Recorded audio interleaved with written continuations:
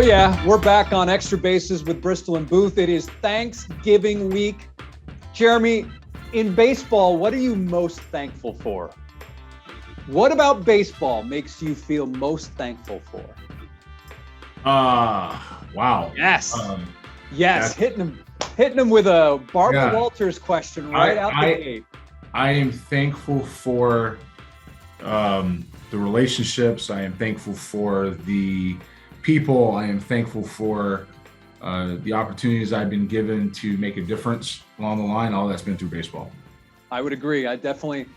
That's why I struggle sometimes with all the analytics of the game. Yes, I love numbers. I love stats. But what drew me to baseball was the people and their stories and what they endure. So that's what I am still thankful for, that I get to be a part of that every day. I get to share it with you, and I get to experience other people's stories, and they allow me to tell them. So that's what I'm thankful for. Yes, that was very cleansing. It's been an interesting road. It's been a windy road. There's been some direct lines at different times, but I wouldn't trade a minute. So, all right, on today's show, the best report Jeremy has ever written. Is it the one that I posted on Twitter a couple of days ago? The Padres have hired a 27-year-old hitting coach. What's there to say about that? We don't know. And finally, the lockout. How long will it last? And what will be the long-term effects on the game? And we'll get a scouting report in. All right, Jeremy, leading off. The Padres have hired a 27-year-old hitting coach, Michael Brdar. I had to look up the name and how to pronounce it from his days at Michigan. My first reaction was, he's younger than some of the players. How's this going to work? I imagine I'm not alone in that assessment. If you were Michael Brdar, how would you go and do a job like this? And what would be your plan of attack, if you will?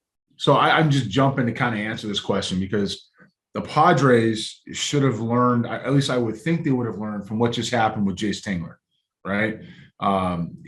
That clubhouse is going to want people they can relate to and respect, that can pass on some experience. And, Jace Tingler did not do that well. I think that's fair. Just at bare minimum, that didn't work.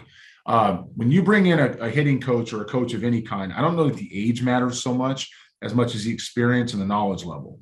I'd be lying if I said I knew a whole lot about this guy. I don't, and I haven't had any opportunity, or frankly, I got to say this, the hire just didn't make me want to look any further than just that, right? But if you're going to look further, you have to feel like he might be a swing coach, he might be a plan coach, he might be an analytics coach. There's got to be something he brings to the table for the Padres to see value in him. And so for that, we got to give benefit of the doubt as to how they think he may fit.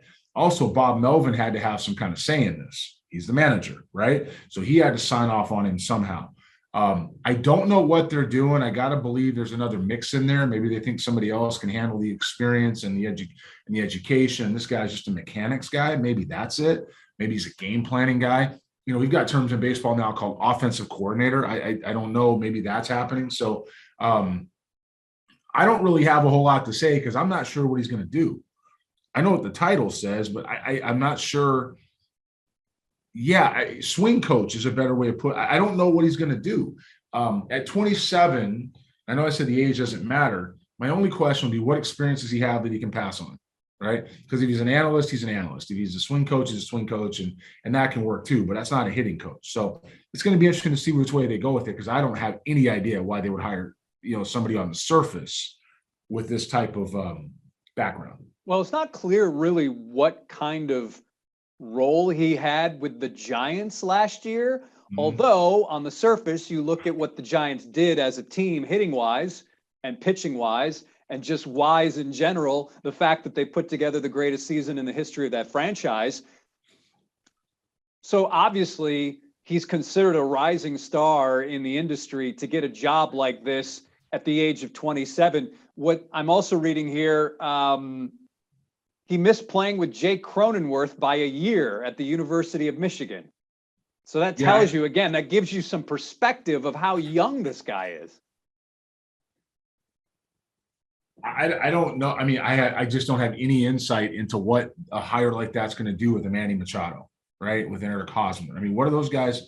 What is he going to tell them? You know, again, if it's a swing coach and it's a game planning coach, that's different. But if it's a hitting coach, a pure hitting coach, that's only part of what a hitting coach is. There's a lot more that goes into it, relating to players, pulling on past the bats, understand how to break down video, pitch selection and approach. They call them swing decisions now. I mean, that just means pitch selection and plate discipline.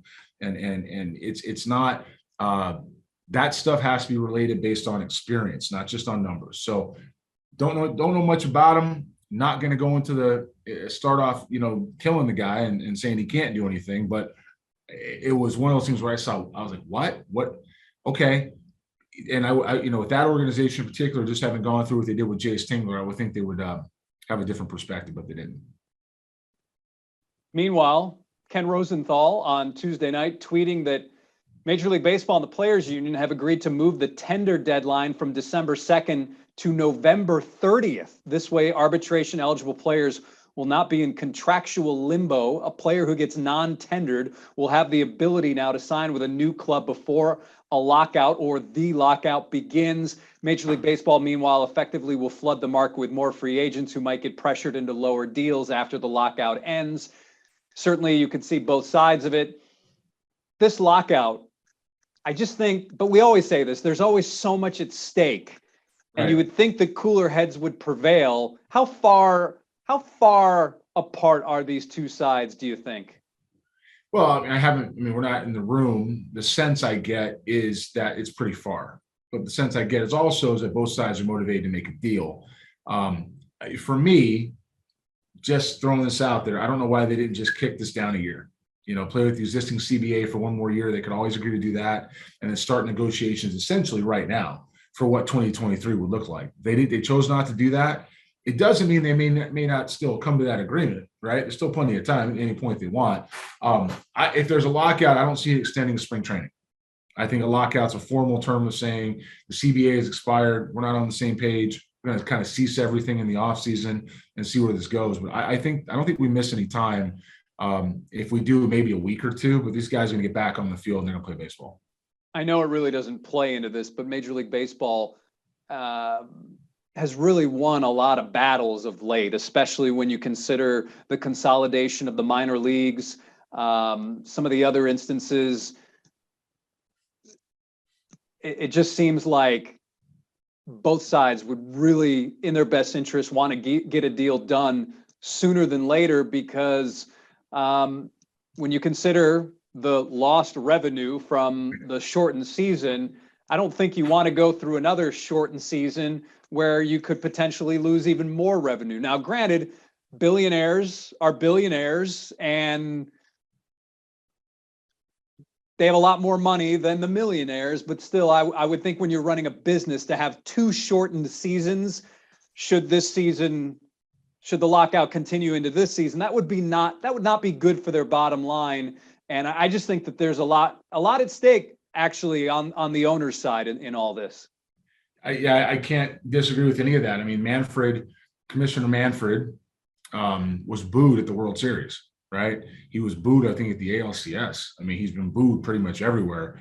All-Star game, I think he was booed going to the bathroom. You know what I mean? It's one of those things where he needs to, and MLB itself needs to move this forward in a way that feels fan-friendly. I mean, there's been so much, and this I can say, one of the beauties, I guess, Jason, of what we do is that we're able to just say what we want to say, what the truth is, and not worry about anything but just telling the truth. And I feel pretty comfortable saying Major League Baseball has been so focused on numbers and so focused on efficiency, not just Jeff Luhnow and his people, but just as a whole. Like, the league has just been focused on that for a long time, and finding ways to be cost effective with their scouting and player development people. Because, in being a business owner myself, your biggest expense is people.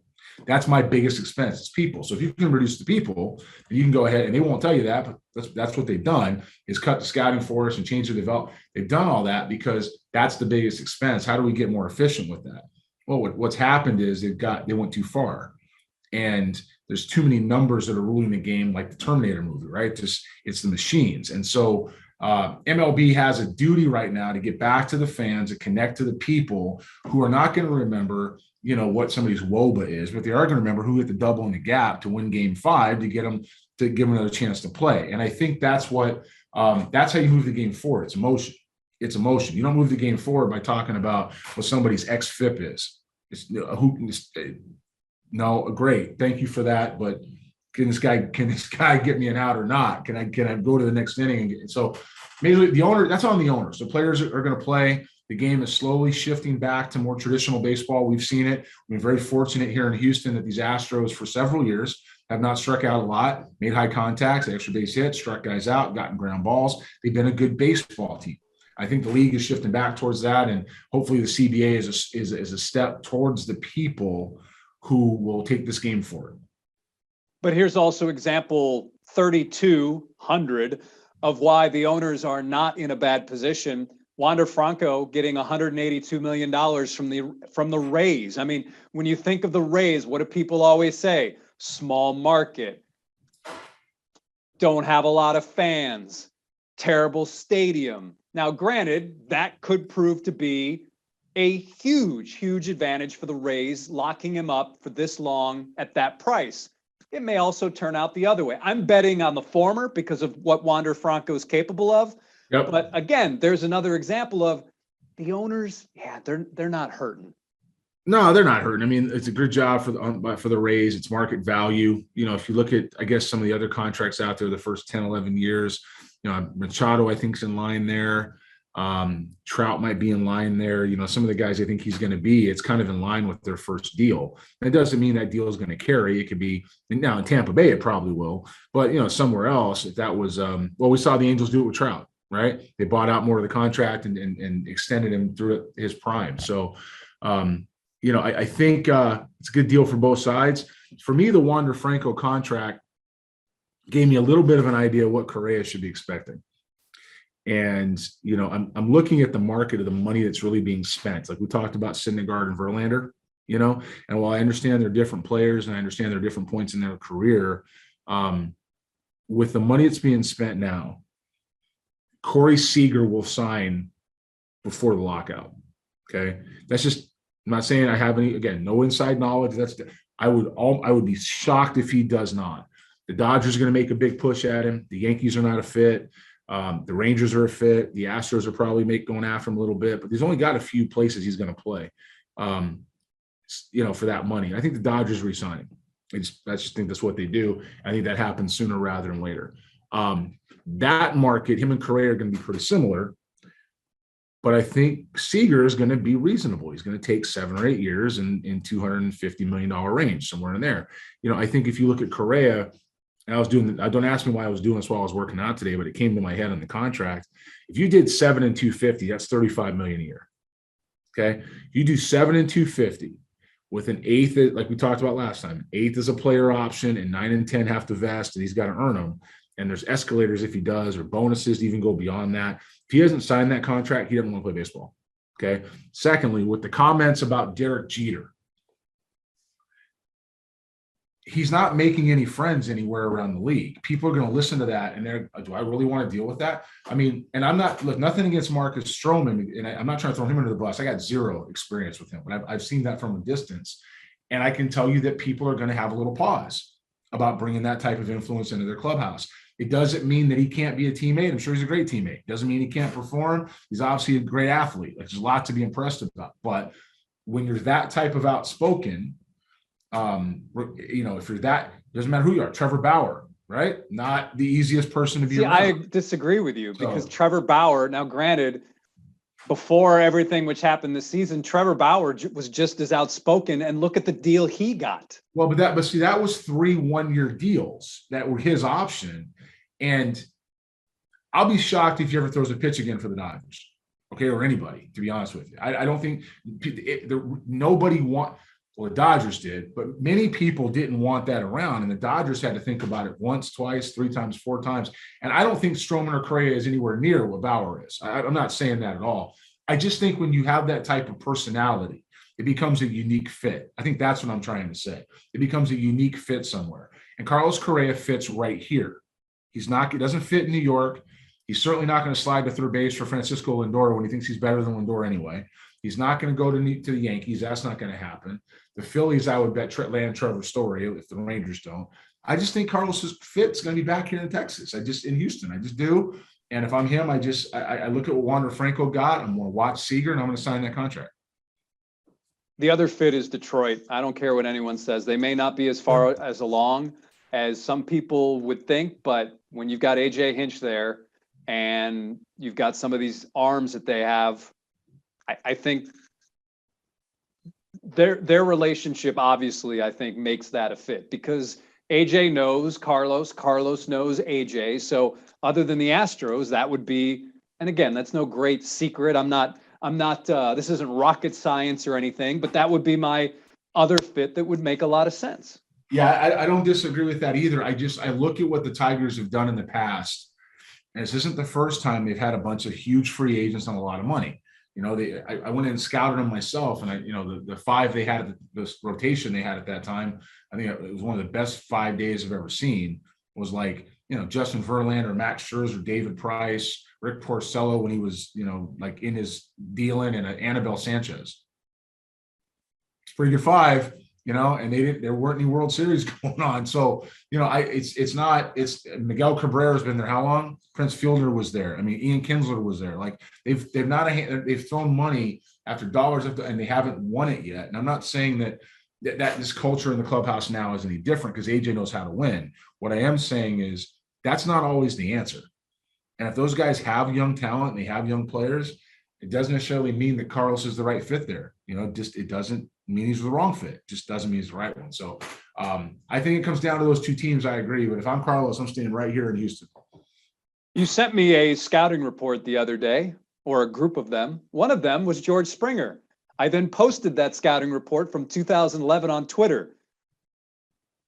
You liked George Springer quite a bit. We've known that. Your comparison was Eric Davis. This player can produce Eric Davis-like numbers. I'm paraphrasing.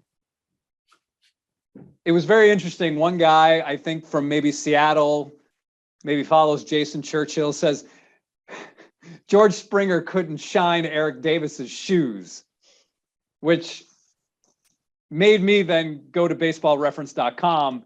And sure enough, on George Springer's page, the similarity scores at number 5 through age 31 was Eric Davis. Yeah, I thought that was pretty cool.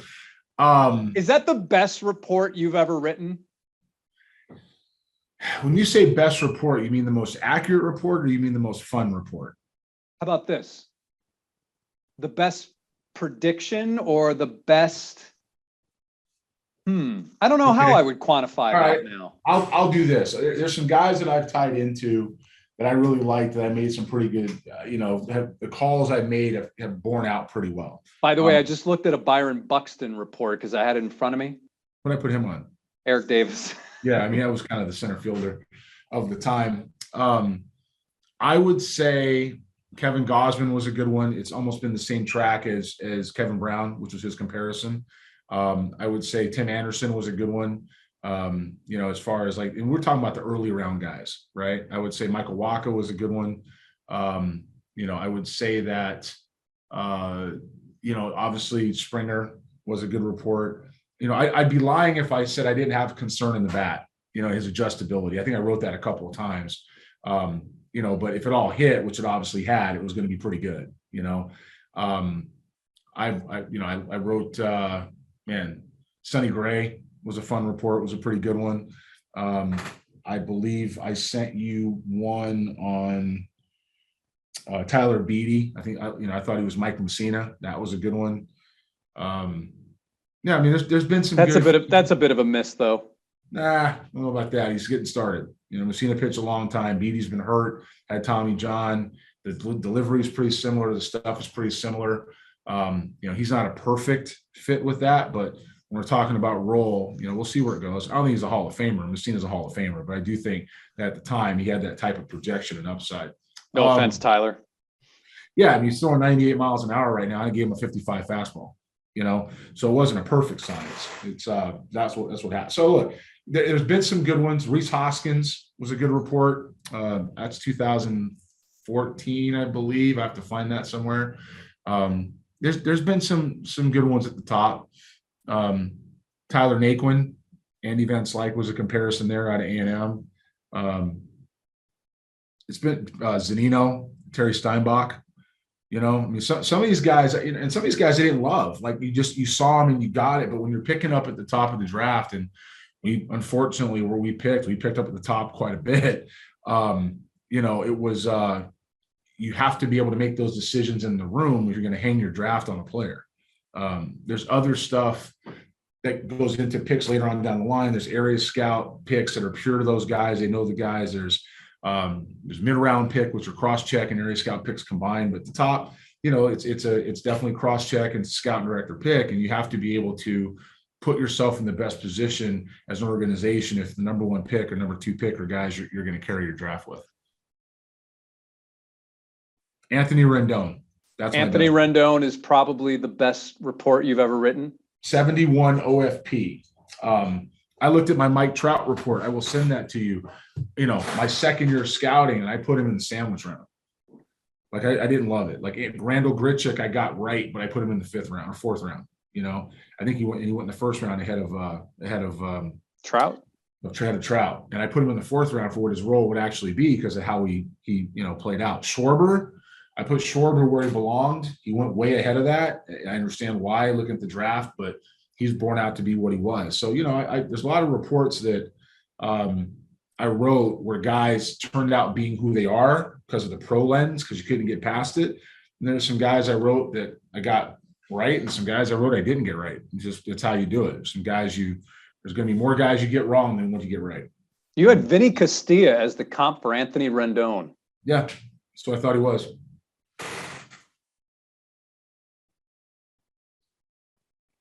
A 71.3.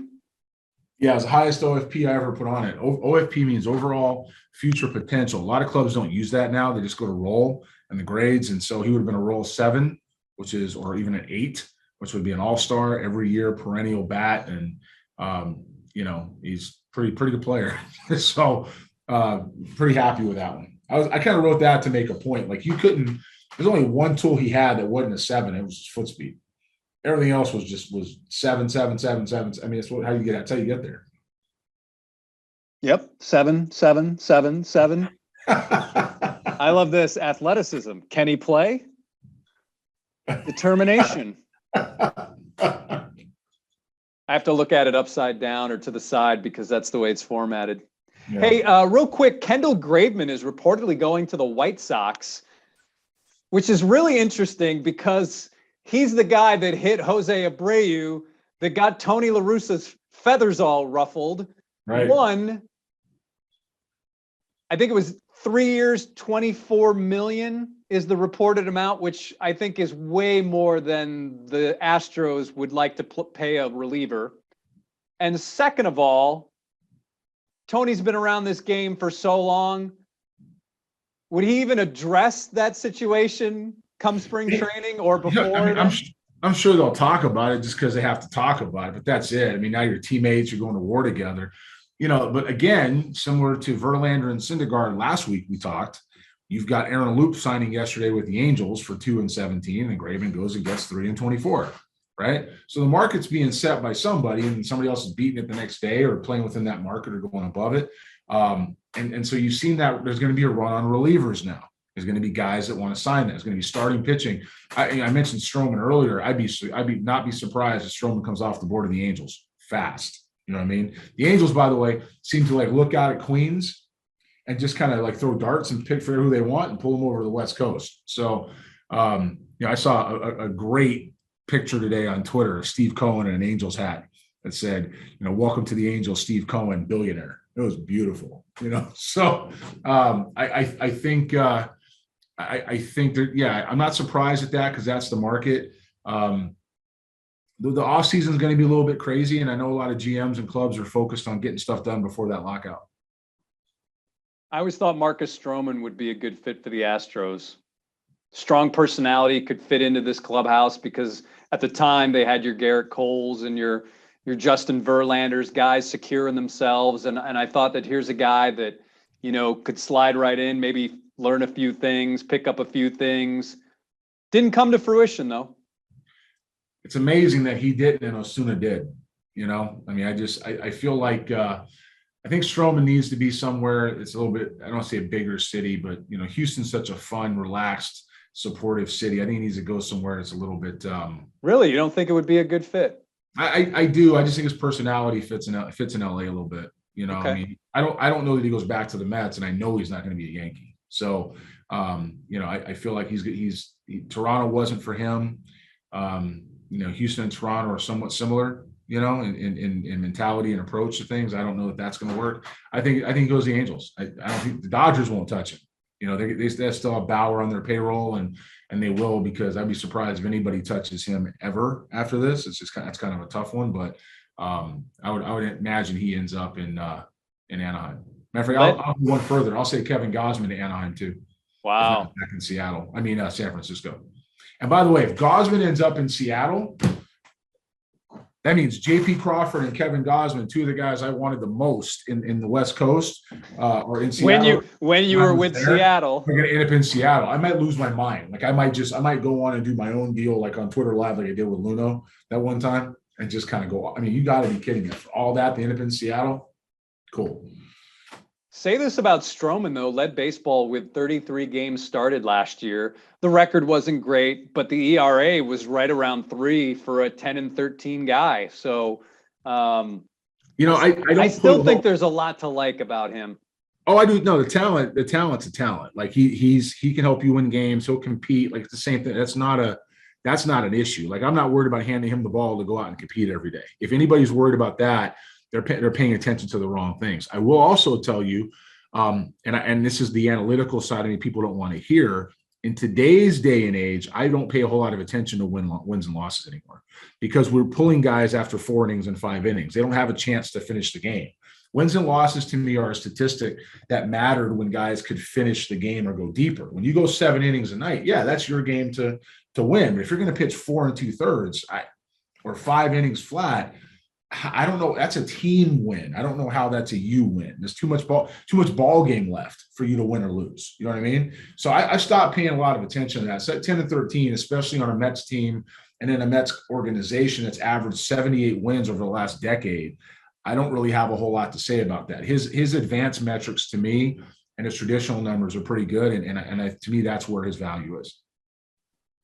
I figured I'd get all traditional, being that Thanksgiving is right around the corner. So I got you. All right, everybody. I could not come up with a good scouting report from the bottom of Jeremy's list this week. So I'll do extra work next week to come up with one, so we can get this thing rolling again with your strongest shoulders of the week. We'll do that.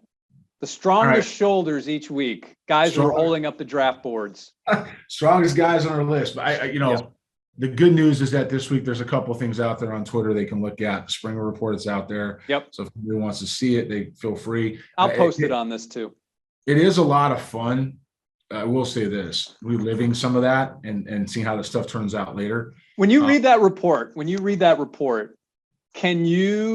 is there anything that you wrote that you were surprised you wrote, or you forgot that you wrote in that? Because how many reports have you written since then? Thousands, right?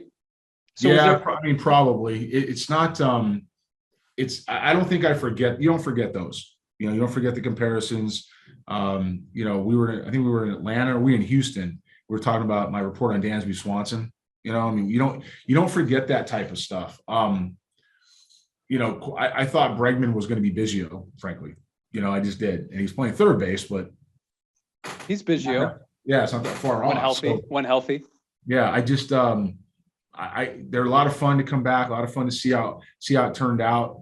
I didn't have I've had some misses that were, guys I didn't like. Paul Goldschmidt will forever be across the bear. I missed him. I know everybody else missed him because he went in the 8th round, but I missed him.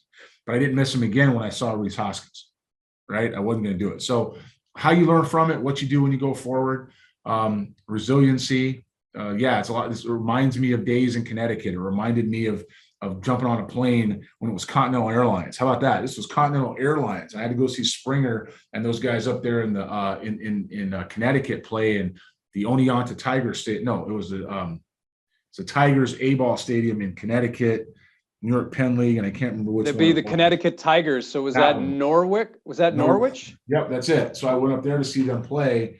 And you know who was at that game back then? And he introduced himself, and I was like, "Who's this dude?"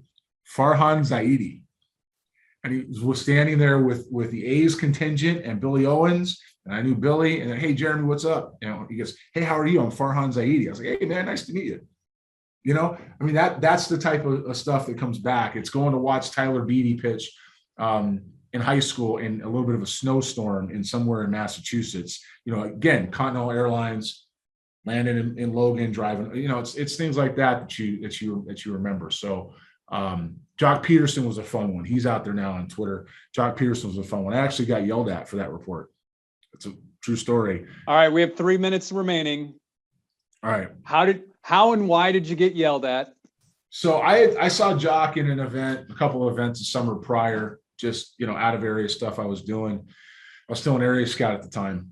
And so I was fortunate, that unlike people that scream from rooftops and, intelligibly, I was given a lot of assignments to go see players out of my area because they trusted me to do so.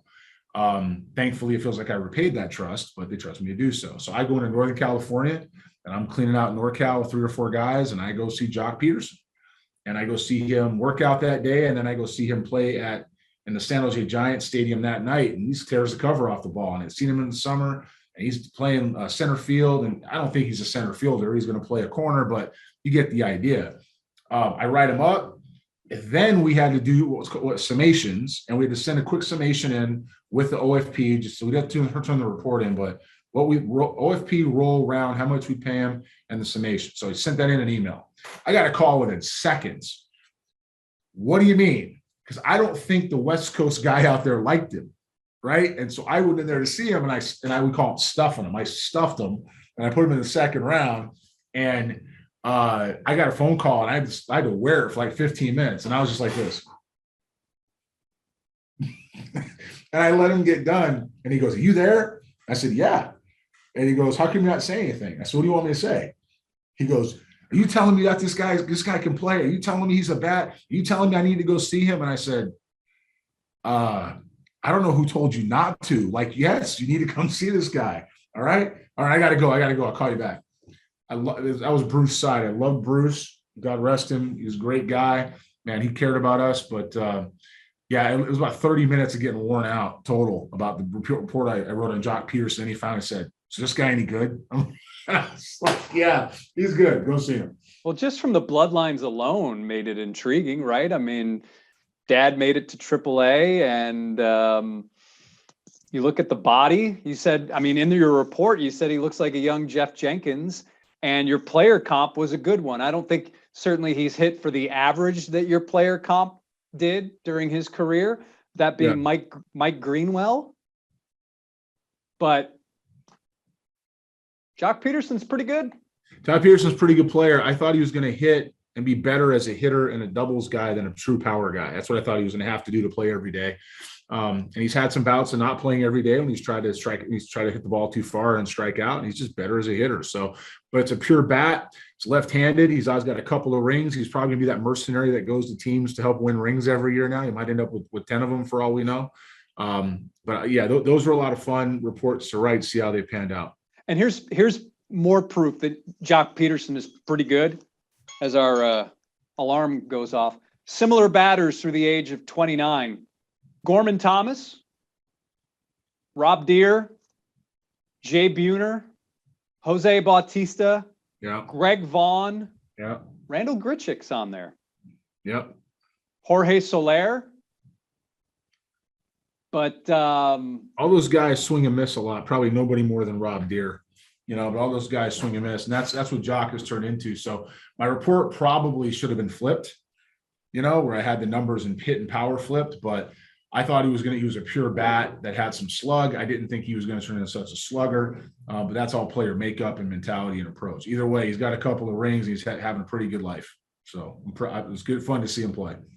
Jock Pederson, happy Thanksgiving to you. Jeremy Booth, happy Thanksgiving to you. And to everyone who watches us on YouTube and listens on either Podbean, iTunes, or whatever else is out there, happy Thanksgiving to you. And we'll talk to you next time, right, Jeremy? On Extra Bases. Happy Thanksgiving, Jason. Happy Thanksgiving, everybody else.